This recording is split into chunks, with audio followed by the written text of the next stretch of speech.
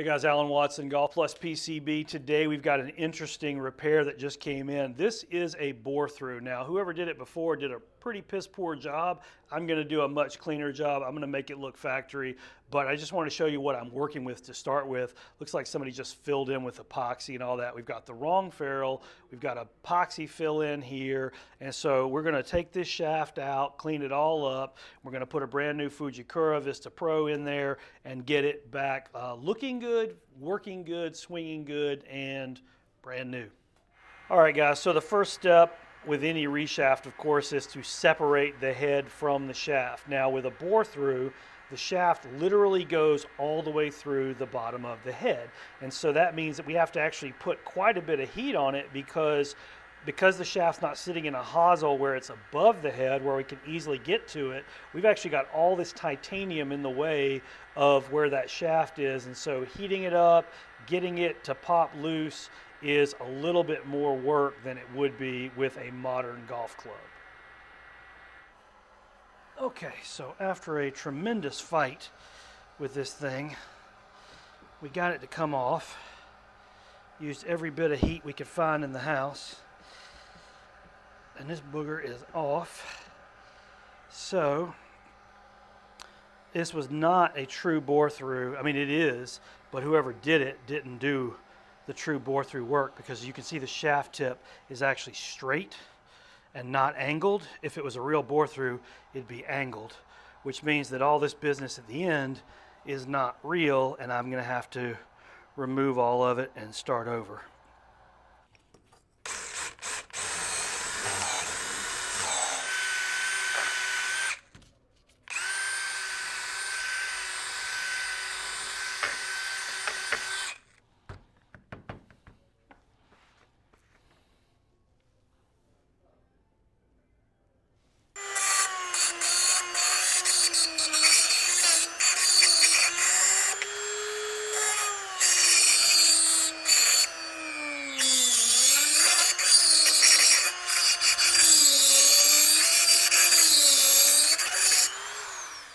So there's actually a recessed area.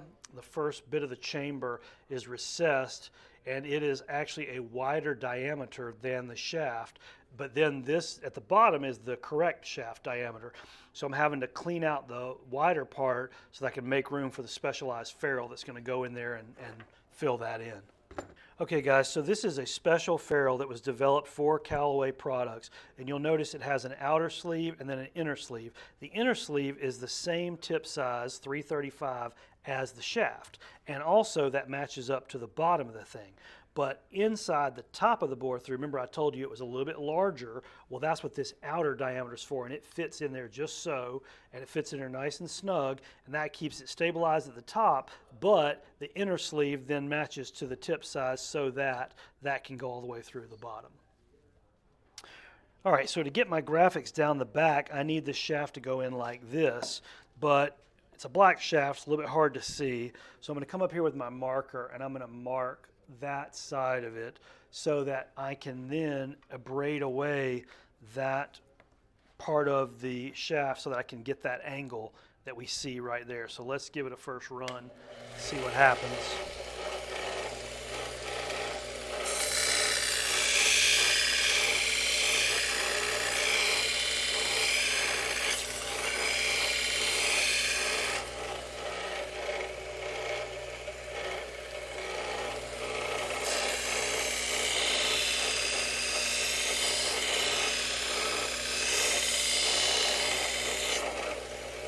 All right, you can start to see that there's a little bit of an angle there starting to develop, and I want to make sure that it's lined up perfectly. It's a little bit askew, so I'm going to have to start cutting that angle a little different.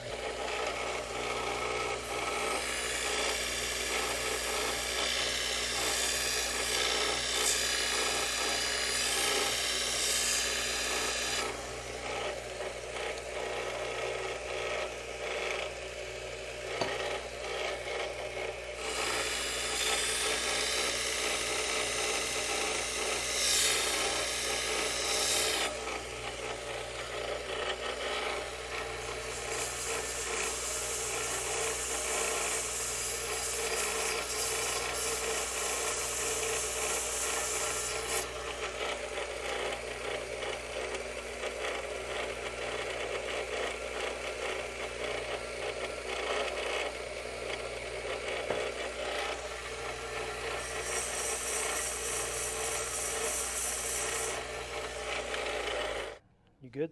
Yeah. All right, so we've got our epoxy mixed up here. This is going to look like, when I first put it together, it's going to look a little bit loose, and you're going to think like, it's not, going to work. But you got to remember, this thing has got a two-stage, two-size tip, if you will. Boop. We'll go back in with a little bit of paint and fix that later. That was not us. That was done like that before we came along. So anyway.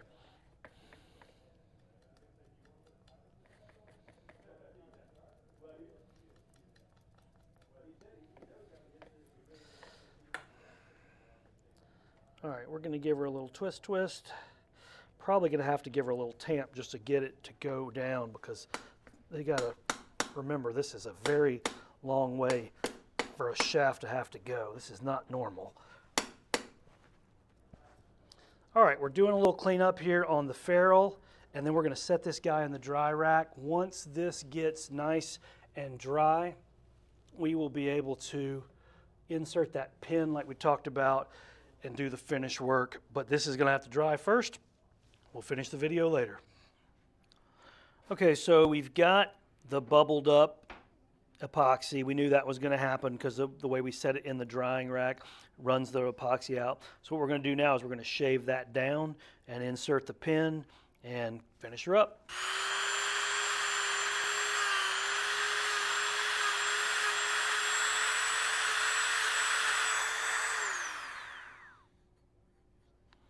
We've got one little hole here we're going to fill with some epoxy. Otherwise, this one's going to be good. We may not even have to insert a pin because we got so much glue that came out of the hole that it actually sealed itself off. So we'll fill that in, then we'll come back tomorrow and we'll really clean this up good with sandpaper and with some scrubbing pads, and it'll look like a factory when we're done.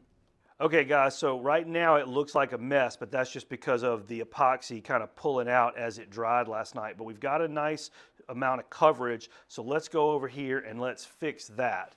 So obviously somebody got hurt. First aid kit's out. That's always a bad sign when you get to work and you see a first aid kit out. Holy crap.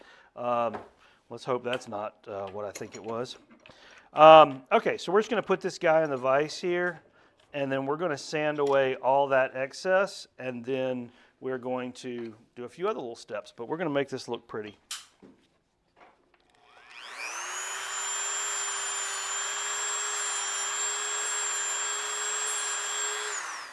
All right, you do see some sparks there. It is titanium. That's step one. We have several more steps to go. But we're going to make this thing look amazing.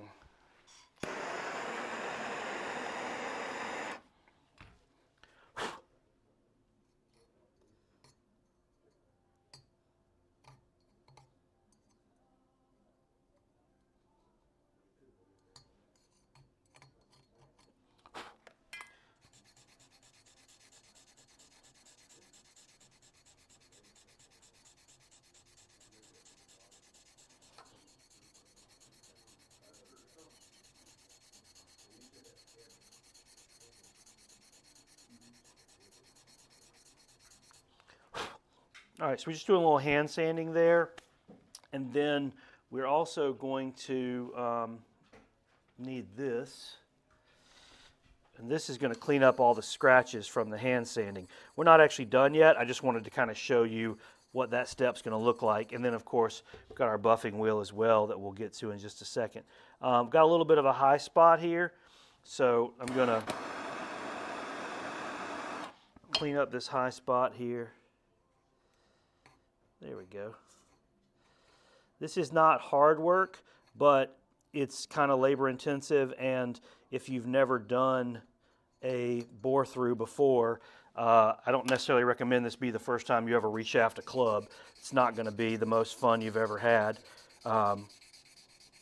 Again, not hard to do, just a lot of work.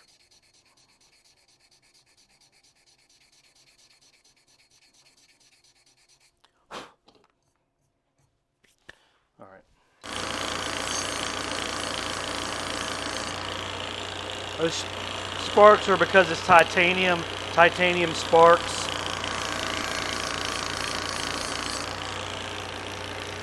All right.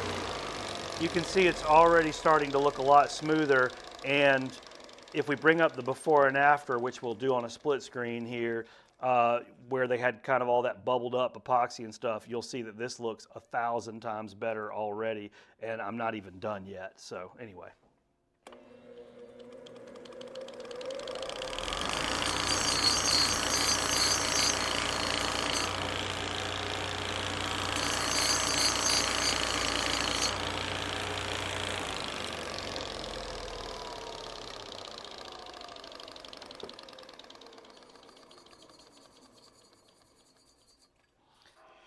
All right, final step here, guys. We're just going to take a little bit of acetone and wipe that down, and that's going to give us a little bit of a shine to it. Nothing great, but we've got a nice, smooth, perfect bore through. Obviously, there's still a few scratches and things on the head, but this head is old. It's been used a lot, so there's not much I can do about all of that. But we've got our nice bore through done. We're going to add just a touch of paint here to kind of clean that up, and then we're going to cut the length and add the grip, and we'll be done. That's how you do a bore through.